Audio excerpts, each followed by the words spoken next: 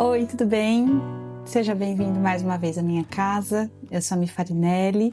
A gente está aqui encerrando uma pequena série de conversas sobre você é o que você ama.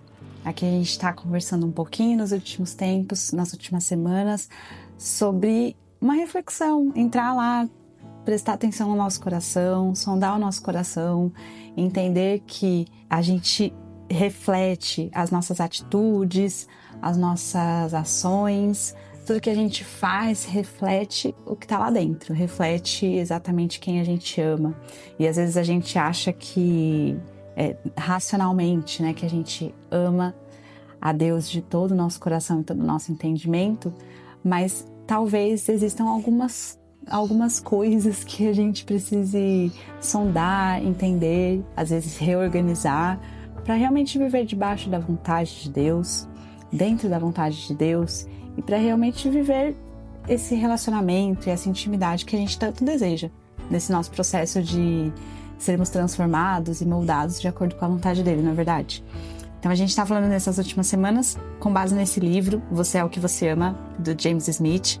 E aqui na última conversa a gente falou um pouquinho sobre entender, né, o que está realmente no nosso coração, entender que a gente primeiro deseja, primeiro a gente tem os nossos desejos, depois os nossos pensamentos, entender também que a prática, os nossos hábitos, eles influenciam totalmente nos nossos amores.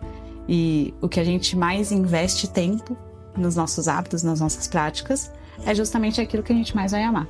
E é isso que vai refletir no nosso coração. E aí aqui agora na nossa última conversa, eu queria que a gente gerasse alguns questionamentos e algumas reflexões dentro do nosso coração, justamente para isso, para entender quais são os hábitos que têm mais nos afastado e quais são os hábitos que têm mais nos aproximado de Deus. A verdade é que todo mundo ama alguma coisa e tá tudo bem, a gente ama algumas coisas, o importante é o que a gente ama mais. E Smith, ele fala no livro dele justamente isso, que o ponto não é nós amarmos as coisas, amarmos as pessoas, o ponto é entender que o que a gente ama e o que a gente investe mais tempo é aquilo que molda a nossa vida, é o que molda o nosso caráter, é o que molda a nossa vida espiritual. E ele usa até uma analogia ali interessante, que ele fala sobre a gente entender quais são as nossas liturgias. A gente usa muito essa palavra para falar sobre os nossos cultos, né, os nossos rituais. E mais até no catolicismo a gente ouve bastante, mas nós como cristãos protestantes a gente entende que a gente tem a nossa liturgia, né, de as formas de como o nosso culto a Deus ele é feito. E ele relaciona ali que a gente tem as nossas liturgias seculares, por exemplo, ou uma coisa que a gente sempre faz, e faz exatamente da mesma forma. Então, por exemplo, todos os sábados eu vou ao shopping, e aí todos os sábados eu vou ao shopping e eu olho para as lojas e eu compro alguma coisa. E isso é uma prática, eu faço isso o tempo inteiro, e isso é como um ritual. A mesma coisa pode ser, às vezes eu vou deitar e eu pego meu celular e eu fico rodando o feed do Instagram e do TikTok.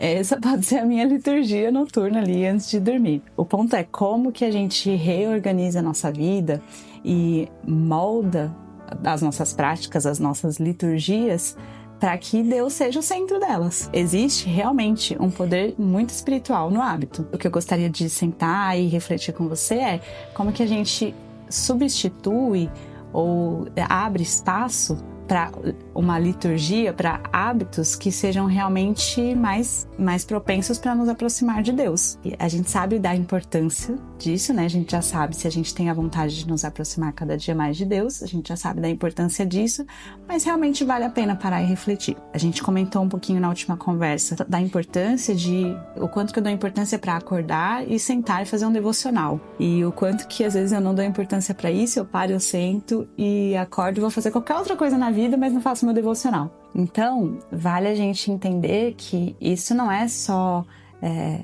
uma vontade do nosso coração, isso é o que o Senhor quer de nós. Eu quero ler também mais um versículo com você, que está em Mateus 22:37. Em Mateus 22:37, Jesus diz: ame o Senhor, o seu Deus, de todo o seu coração, de toda a sua alma e de todo o seu entendimento. E é interessante que aqui Jesus coloca em primeiro lugar o coração, depois a alma e depois o entendimento. E a gente está falando de amar mais. O Senhor nos chama a colocar o nosso coração diante dele e o nosso coração aberto para ele em primeiro lugar, antes de todas as coisas, antes de todo o nosso pensamento, antes de todo o nosso entendimento. Eu queria encerrar essa série e encerrar esse momento de conversas com você refletindo. Eu sei que às vezes pode parecer duro a gente parar para pensar nesse tipo de coisa, mas se a gente ama a Deus, se a gente, no nosso entendimento, ama a Deus, o quanto que a gente pode buscar amar de todo o nosso coração. E para isso, a gente precisa realmente criar o hábito. É igual a gente falou lá no início, não adianta ir uma vez na semana na academia que eu não vou ter resultado. As práticas que parecem naturais, coisas que eu preciso realmente ali racionalmente, sentar, fazer devocional, sentar, ter tempo de oração, ter tempo de intimidade com Deus, elas podem parecer coisas práticas e naturais, mas elas desenvolvem e moldam a nossa vida espiritual. É disso que a gente está falando.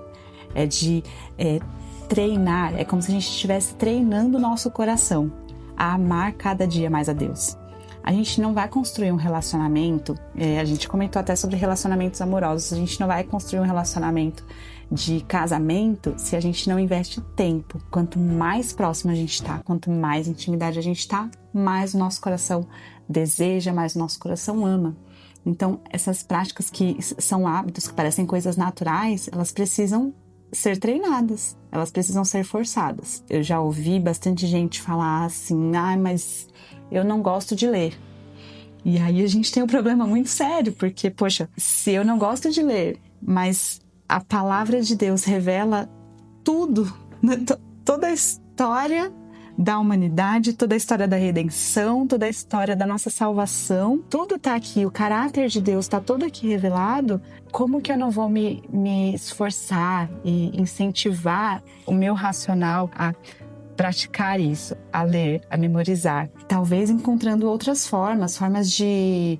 Hoje, graças a Deus, a gente tem um monte de ferramentas, né? Então, a gente tem Bíblia no celular, a gente tem áudio da Bíblia, a gente tem todas as formas possíveis. A gente não tem nem desculpa para não parar e não nos aproximarmos mais de Deus.